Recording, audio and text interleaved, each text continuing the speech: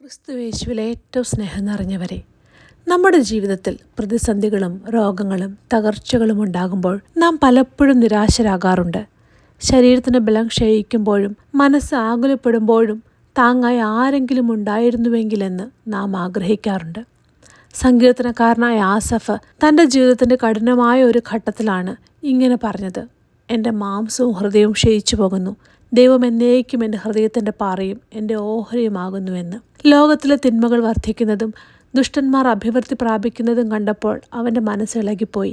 എന്നാൽ ദൈവത്തിൻ്റെ പരിശുദ്ധ മന്ദിരത്തിൽ ചെന്നപ്പോൾ അവന് ബോധ്യമായി, ഈ ലോകത്തിലെ സമ്പത്തോ ആരോഗ്യത്തിലോ ഒന്നുമല്ല, മറിച്ച് ദൈവമാണ് തൻ്റെ ഏക ആശ്രയമെന്ന്.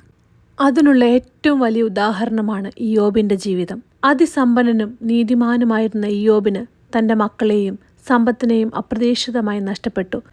മാത്രമല്ല, അവൻ്റെ ശരീരം മുഴുവൻ മാരകമായ രോഗത്താൽ ക്ഷയിച്ചുപോയി. തൻ്റെ മാംസവും ഹൃദയവും ഒരുപോലെ ക്ഷയിച്ചപ്പോൾ ഇയ്യോബ് ആ അവസ്ഥയിലും പറഞ്ഞത്, എൻ്റെ വീണ്ടെടുപ്പുകാരൻ ജീവിക്കുന്നുവെന്നാണ്. തൻ്റെ ജീവിതത്തിലെ സകല ഓഹരികളും നഷ്ടപ്പെട്ടപ്പോഴും ദൈവം തൻ്റെ നിത്യമായ ഓഹരിയാണെന്ന് അവൻ വിശ്വസിച്ചു. ഒടുവിൽ ദൈവം അവനെ ഇരട്ടിയായി അനുഗ്രഹിക്കുകയും അവൻ്റെ തളർച്ച മാറ്റുകയും ചെയ്തു. നമ്മുടെ ചുറ്റുമുള്ള സാഹചര്യങ്ങൾ തകിടം മറിഞ്ഞേക്കാം, ആരോഗ്യം ക്ഷയിച്ചേക്കാം, പ്രിയപ്പെട്ടവർ കൈവിട്ടേക്കാം. എന്നാൽ അചഞ്ചലമായ ഒരു പാറ പോലെ ദൈവം നമുക്ക് താങ്ങായിരിക്കും. അവൻ മാറാത്തവനാണ്. ലോകത്തിലെ ഓഹരികൾ താൽക്കാലികമാണ്, എന്നാൽ ദൈവം നൽകുന്ന ഓഹരി നിത്യമാണ്.